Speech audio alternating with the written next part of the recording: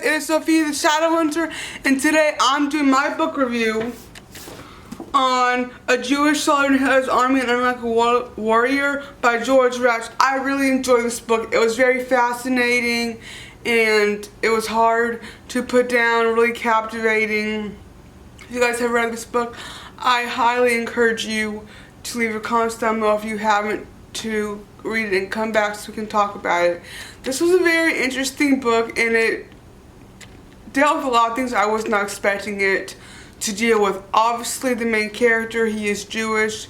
He gets put in the German army and he tries to tell them over and over again that he is Jewish, and they don't do it. So he goes through basic training and continues to fight in the war and to do different things for the army. And close to the end of the war, he is asked when he's in a displaced persons camp for soldiers or a POW camp if he would be a spy for the Russians, because they've been taking care of him, nursing him back to health. And he ends up doing it because he feels like he has to, because they take such a great care of him. He can eat pretty much whatever he wants, and whatever he didn't eat, he was able to give to other people. And you know, since the very beginning of this book and his story, I really don't think he really wanted to go in the army, and once he found out he probably wasn't going to be wanted because he was Jewish, I think that kind of put a damper on his spirits and not wanting to do it. I mean, who would want to go somewhere where you know you're not wanted? No one wants to do that. It's very uncomfortable. And especially this is in World War II, during the Holocaust, during the Jewish persecution, and all those tempers are running high. And to put yourself in that situation when it's already dangerous, you're already putting your life on the line to serve your country, but you find out your country doesn't want you to be a part of them because they think you're inferior to them because of your race or because who your grandparents are, who your mother is. So this was very eye-opening and interesting. The book was kind of short. I really liked the introduction that his wife wrote. His wife translated this from German to English, and that's how he had this book, and she did this after he died. I think that's very sweet of her to do that. I've noticed a lot of books have done that, like after a parent dies or a husband or wife dies, the other remaining family member that is alive decides to put the book out, because books take forever to write. And especially, she talked about, it just made me fall in love with it, how detailed she had to be at the editing. She had to go find out what all these different German words were, and these military words. So I think it was really well done, and I gave it a 5 out of 5 stars on Goodreads.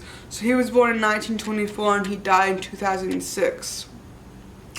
He spent several years at the Alpine Tuberculosis Clinic in Austria after the war. His lifelong love of painting, drawing, eventually led to a successful career in fine art. In 1965, he met his future wife Phyllis in Vienna. In the spring of 1966, he moved to the United States and married.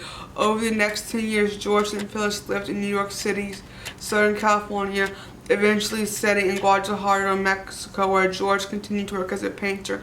In 1984, he began writing his wartime memoir in German, while his wife translated it simultaneously into English. There's a lot of letters in here, writing letters to his family members, to his friends, and to his mom. And I love reading letters. It's just such a neat way to learn about people's lives and their characters and the type of people they were. And it was just very gravitating. Let me read you a little bit of the last chapter. I knocked a second time, and after a couple of minutes, the farmer's wife asked through the closed door, "Who are you? What do you want?" in the middle of the night. "Is this the house of the Pistolbauer?" "Yes, it is," she answered. "I'm Baroness von Kruderner's brother. Is she here?" "I've just come back from Russia." The door slowly opened, and the farmer's wife, with the girl peeping from behind her shoulder, said, "Oh dear, oh my goodness." She gestured at me to come in. Wordlessly, we climbed the wooden stairs to the second floor. She knocked on the door and said, "Frau Berner, there's someone here who wants to see you." "Yes." I heard my sister's voice. The door opened upon a large but cozy room. At the sight of my sister's eyes widened as she backed up a few steps involuntarily. Somewhat behind her, near the blue tiled stove, stood my mother. For a few seconds, no one moved or said a word. Then both of them started rushing toward me to embrace me. I held up my hands toward them all, pointing to my clothing. None of us could speak. Then they must have understood, because silently they lifted off the heavy Russian coat and spread it on the floor, and they threw one piece of clothing after another on top of it until I was standing naked in front of them. Still without saying a word, my mother dragged over a large wooden tub full of water and began to wash my bony body from top to the bottom with soap and warm water. As overcome as I was by emotion and exhaustion, I was still shocked to see how old my mother had become in just 3 years. My sister, meanwhile, took the bundle of my clothing back down the stairs and burned it outside. Then they pulled a long white linen nightshirt over my head, laid me on a large soft bed, and covered me with the injured eider-down comforter. Everything was white and soft and clean. I was shaking uncontrollably. My mother fed me warm fond pudding with a spoon while tears rolled down my cheeks. I pulled it down over my head and sobbed like a little child. So that just shows the depth of love and despair they have for each other. They have not seen each other for 3 years. They didn't know if either of them were alive. And it was shocking. It brought them all to tears. They were still alive because they hadn't seen each other in 3 years. They had no way of corresponding. Obviously, they sent letters to each other during the war, but who knows when was the last time they wrote to each other. So like I said, this is a really interesting story, and I would love to know other stories like this.